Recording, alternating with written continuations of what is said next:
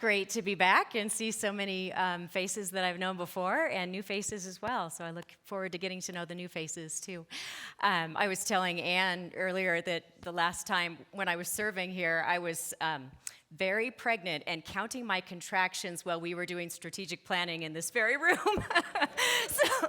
And my son is now 13 and a half, so it's been a while, but I've enjoyed coming back through the years, and it's great to be with all of you today.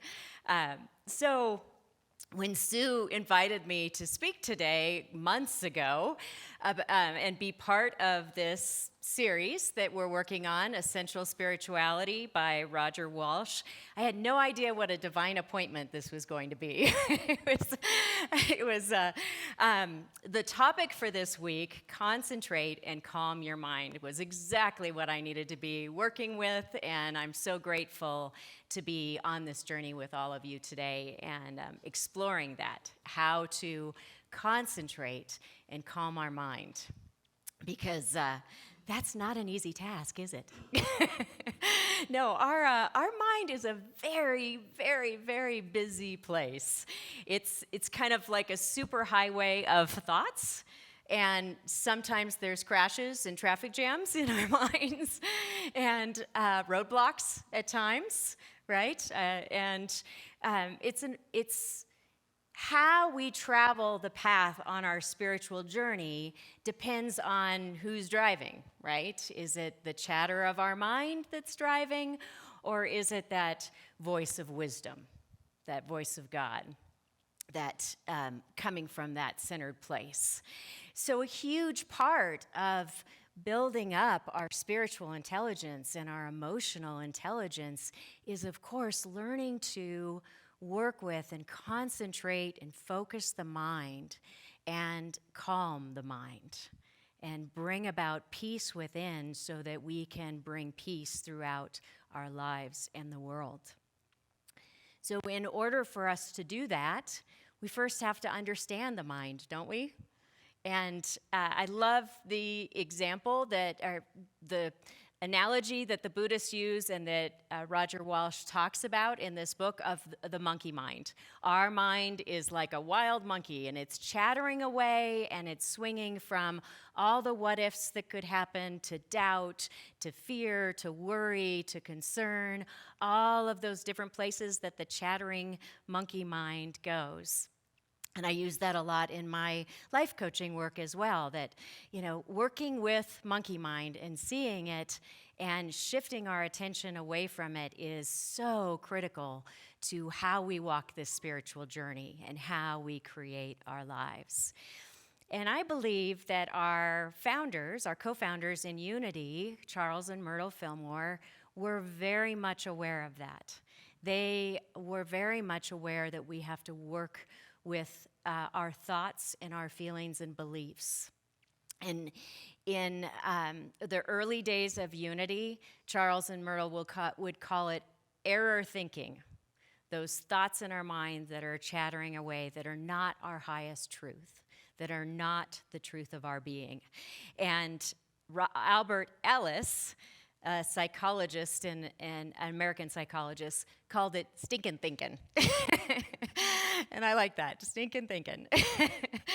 So I love what the book points out about why should we bother concentrating the mind? Why bother learning to concentrate, he writes, because our untrained minds take an enormous toll on our psychological and spiritual well-being. And because once tamed, a concentrated mind offers enormous benefits. That monkey mind does take a toll on us, doesn't it? It gets in our way all the time. It can, if we let it drive us, if we give it our attention. It can really get in our way. And so in Unity, we teach the third basic principle in Unity is that our thoughts and our minds and our beliefs create our experience of life. And so working with those is critical. And the fourth, how do we work with those? Well, the fourth basic principle in Unity is prayer and meditation. Using prayer and meditation to really bring forth our greatness and to calm that monkey mind and to connect with God, to really feel and experience and live out that presence and power of God in our lives. So it's interesting because some people who come into my home might be a little critical of my home because if they don't understand affirmative prayer and affirmations and the power of prayer, because my home is filled with affirmative prayers. You know, I have an affirmation in my bathroom and my dresser mirror, on my nightstand, on my refrigerator, in my office. And some people might look at that and think it's rather Pollyanna-ish or something. But what I know to be true and what we teach in Unity is affirmative prayer takes us back to God, right? It takes us back to that place of peace and calm in our mind. And so I use those in that way to pray without ceasing. You know, that passage from the Bible, pray without ceasing. To let it be that reminder to integrate those thoughts of truth, that higher knowing and thoughts of truth throughout the day. So, returning to truth. So, the book, Roger Walsh puts it so brilliantly, and I think we have the words on the screen here. What we put into our minds is just as important as what we put into our mouths. What we put into our minds is just as important as what we put into our mouths. Our mental diet affects our mental health. And we could say our spiritual diet affects our spiritual health, right? So let's think about for a minute, what are we chewing on in our mind right now? Think about the thoughts that you've been chewing on lately, and are they nourishing that greatness in you, that God potential? Or are they junk and not very good for us? You know, think about what it is that we're digesting in our mind. Walsh tells a wonderful Zen story in the book, in these chapters. And he talks about a Zen student going to the monastery, and he's purchased a spiritual text.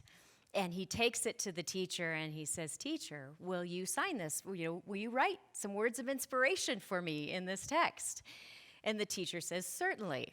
And he writes really quickly, and he hands it back to him. And the student opens the book, and he sees one word: attention. Attention. And the student was a little disappointed. He's like, "Would you mind, teacher, writing a few more words of inspiration for me?" And so the teacher says, "Of course." He takes the book back, writes for 2 seconds instead of one this time, and he writes, "Attention, attention, attention."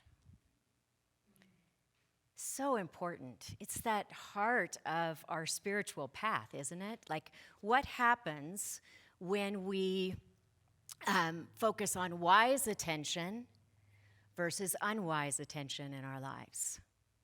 We feel the difference, don't we? We feel the impact. When we're focusing our attention on wisdom, on spiritual principles, on connecting with that power and presence of God, we feel the impact in our lives. Just the same when we're focusing on unwise attention and focusing on monkey mind, right? When we're listening and buying in and colluding with and, getting into all the monkey mind chatter. There's a difference and an impact there as well. Thomas Merton wrote, "To allow oneself to be carried away by a multitude of conflicting concerns, to surrender to too many demands, to commit oneself to too many projects, to want to help everyone in everything, is to succumb to violence." It's a pretty big statement. Think about how violent we can be to ourselves and destructive we can be to ourselves when we're in that kind of more agitated state, or when we're really buying in and colluding with our monkey mind, so to speak. There's a lot of forms, not just the overscheduling and trying to do everything, as Thomas Merton spoke to, but also the ways that our monkey mind works in us. And so I want to offer just a few examples because in my life coaching work, I use this wonderful tool which was created by Maria Nemeth called it's a monkey mind symptoms list. So see if you can relate to a few of these. I'm not going to read them all because it's an extensive list. As you can imagine, our monkey mind is very busy. So here's how we know we're in monkey mind, okay? Scarcity thoughts. Talking about the past or the future as if it's the present. Taking things personally. How about this? Comparison. Comparing ourselves to others or other situations. I heard someone say recently, comparison is the killer of joy. And I thought, amen. You know, when we get into comparison rather than just being authentic to who we are, that's monkey mind. Resignation, being a victim or martyr. One of my personal favorites, fragmentation. A part of me thinks this, and a part of me thinks that. That's monkey mind, when we're spinning in that. Well, how about impulsiveness? Or being paranoid? Or complaining? All of those are signs that our monkey mind is at work. It is, speaking loudly to us. So, I'm the first to say I've had a whole lot of life happening lately, and I've been doing my best to kind of surf the storm surge, if you will, and really work with monkey mind by noticing it, that's setting it aside and focusing my attention on God and the higher truth. So how do we do that? How do we concentrate the mind and calm the mind when life gets more difficult? So Roger had 8 beautiful, for those of you who've dug into this week's reading, he had 8 beautiful exercises in here, plus a few others that were subtly sprinkled in. and it could be 8 talks worth, so I'm not going to talk about all 8 of them, but I do want to focus on a few themes that came through in those exercises, because there's sort of an arc that we take from monkey mind to peace. And so ARC is an acronym for us all to really practice this. A is for attention, focusing our attention. R is for reverence, and C is for contemplation. Attention, reverence, and contemplation. So let's talk about those for a minute. Attention. Our mind is here, there, and everywhere. It goes all over the place within seconds, right? We have all these thoughts swarming around. And so where we place our attention is so critical. So one of the practices that he offers is to pick a period of time, and I picked a day this week, and focus on one thing at a time. Put our attention on one thing at a time as we're doing it. Now, I got to really laugh at myself this week. I'll tell on myself because as a minister and life coach that's been working with this, I have a lot of practices woven through my day. One of them is in the morning to talk to my coaching buddy and to say the one thing that I'm willing to do with clarity, focus, ease, and grace that day. And I kind of pat myself on the back for being pretty intentional with how I spend my time and energy. And boy, did I get a wake-up call this week. Because as I did that practice of one thing at a time, I got to see how much I let all things come in and how I overlap and multitask, if you will. So I'm walking my dog, and all of a sudden I'm answering a text, and I'm in my kitchen talking to a friend, and all of a sudden I'm cleaning up the countertop, or I'm doing something to clean my office, and I'm trying to do another thing at once. So it's so easy. I noticed how often I caught myself in trying to do multiple things, and the beauty was I got to watch how, as I went to doing one thing and naming it, how much peace I felt inside. I'm walking the dog. I'm talking to my best friend. I'm meditating, I'm reading, I'm working, I'm answering my emails. One thing at a time, with that clarity of purpose and intention and that peaceful experience. It was very a calming shift to notice that there's a difference between focused attention and doing one thing at a time with attention. So I also noticed that there's other ways that our attention can be distracted and focused. So my son and I had recently watched the Netflix documentary called Minimalists. Anybody seen that? Oh, a few of you. Okay. Yeah. So we watched that, and I've been noticing how much clutter in my space and lots of things around me can distract my attention. And so my son and I have been getting very into purging recently and going through each room of the house. And I've taken about, 3 large loads to Sister Carmen in the last couple of weeks. But it's all about what the book mentions, voluntary simplicity. Really looking at how the things in our life can distract us from being centered in God and being peaceful and clear and grounded. And so clearing that out is so important. And the Netflix film offers the suggestion of using one question that has been really meaningful for me. And the question is, does this add value to my life? Does this thing, whatever it is, add value to my life? What a beautiful question to really contemplate how I want to, address this thing in front of me. And I was reflecting on that question as I was preparing for this talk and thinking, what a great question to ask ourselves about our thoughts. Does this thought add value to my life? Does this thought of worry that I'm holding on to about this situation add value? And if not, where am I going to shift my attention? Does it add value to my life? So I had a little fun with this. I'm going to ask a picture to be put on the screen. So take a look at that messy closet for a minute.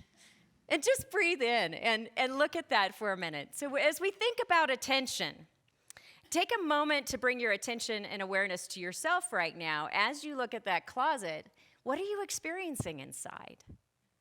Think about that. When I look at that, I think it feels kind of heavy. It feels chaotic. It feels kind of makes me a little anxious, a little maybe suffocated. So think about that. Okay, so now I want you to look at this picture of Sarah Berman's closet. Sarah Berman's closet was featured in the Metropolitan Museum of Art. No kidding, really.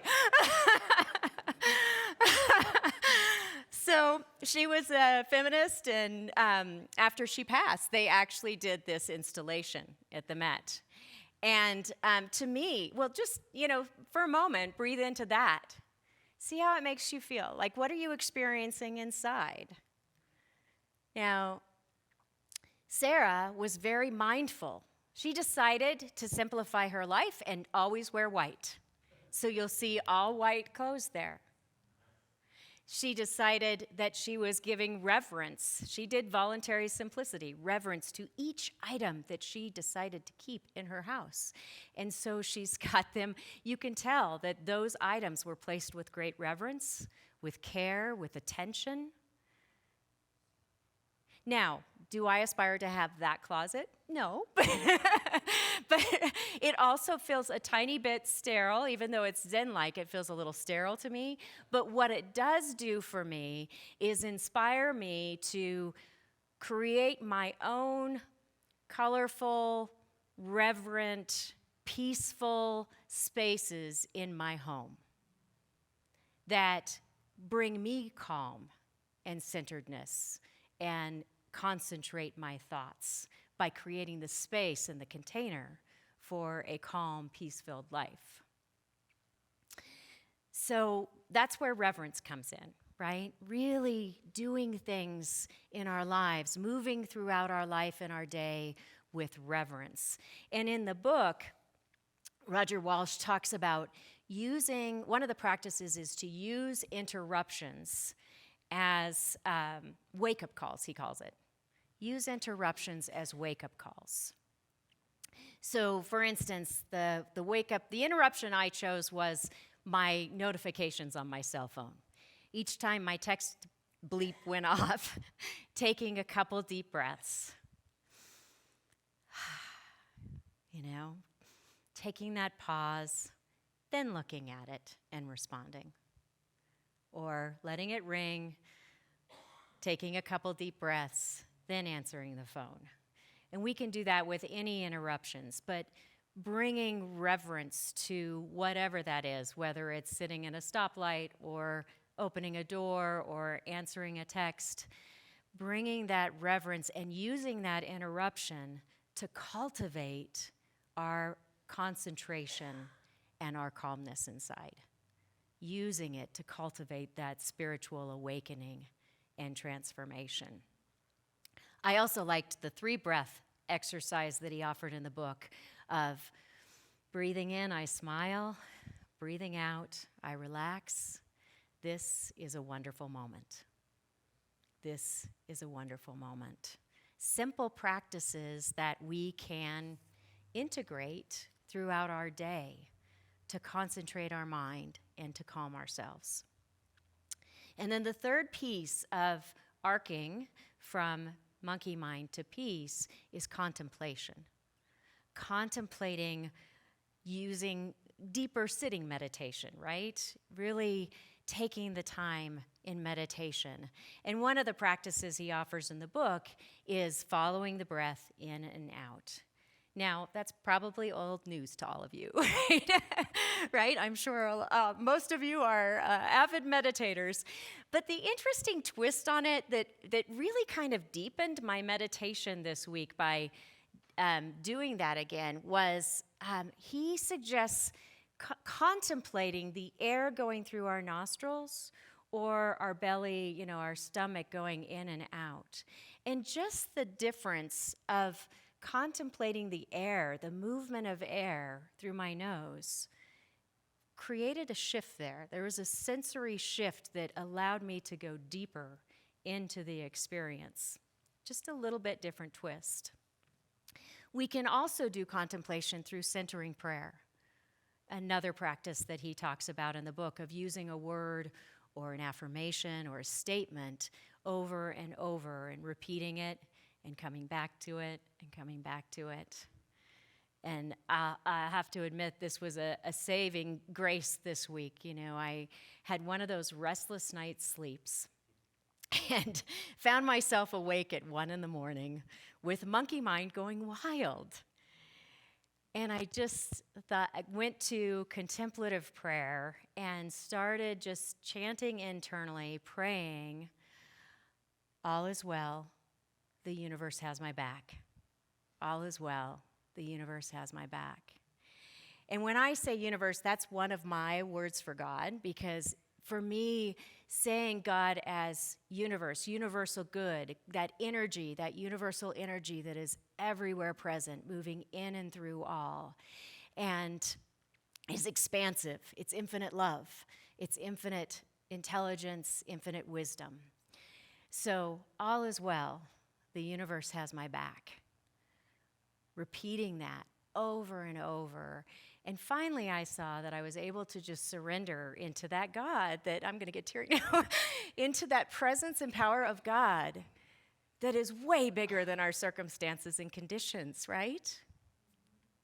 Surrendering into that through prayer. All is well, the universe has my back. And then, of course, thankfully I drifted off into sleep, surrendered in God, a nice way to sleep deeply for the rest of the night.